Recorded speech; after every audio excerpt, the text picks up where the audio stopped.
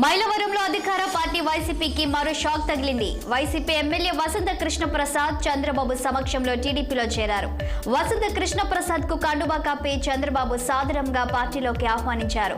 ఆయనతో పాటు మైలవరం నియోజకవర్గానికి చెందిన పలువురు టీడీపీలో చేరారు. ఫిబ్రవరి 26న వసంత కృష్ణ ప్రసాద్ జగన్ పై తీవ్ర స్థాయిలో మండిపడ్డారు. వైసీపీ ప్రతిపక్షాలను దూషిస్తేనే మంత్రి పదవులు ఇస్తారంటూ ఎద్దేవా చేశారు. చంద్రబాబు లోకేష్ ను వ్యక్తిగతంగా దూషించాలని జగన్ చెప్పినట్లు వెల్లడించారు. మైలవరం టికెట్ ఇస్తామంటూనే వ్యక్తిగత దూషణలు చేయమన్నారని, అందుకే వైసీపీలో ఉండలేక టీడీపీలో చేరాలనే నిర్ణయం తీసుకున్నానని ఎమ్మెల్యే వసంత కృష్ణ ప్రసాద్ పేర్కొన్నారు.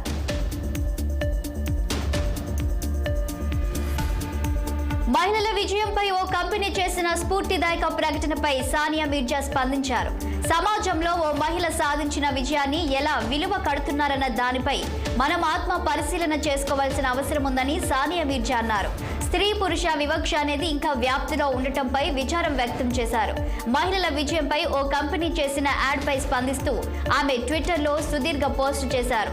ప్రతి ఒక్కరికి తాము చేస్తున్న పని పట్ల గర్వంగా ఉంటుంది, దాన్ని ఇతరులు కూడా గౌరవించాలి అనే స్ఫూర్తిదాయక సందేశంతో ప్రకటనను రూపొందించింది. కష్టపడి ఓ మహిళ విజయం సాధిస్తే శ్రమకు బదులు అసమానతల గురించి చర్చించవద్దని ఆమె తెలిపారు.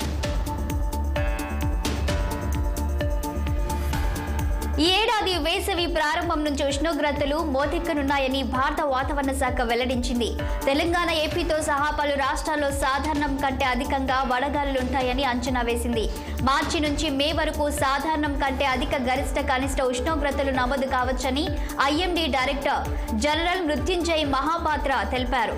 ప్రస్తుతం ఉన్న ఎల్నినో, మధ్య పసిఫిక్ మహాసముద్రంలో నీటి ఆవర్తనం వేడెక్కడం వంటి పరిస్థితులు వేసవికాలం పొడవునా కొనసాగుతాయని, ఆ తర్వాత సాధారణ స్థితికి చేరుకుంటాయని వెల్లడించారు. దేశంలో అనుకూల వర్షపాతానికి కారణమైన లానినా పరిస్థితులు వర్షాకాలం మధ్య నుంచి ఏర్పడనున్నట్లు అంచనా వేశారు.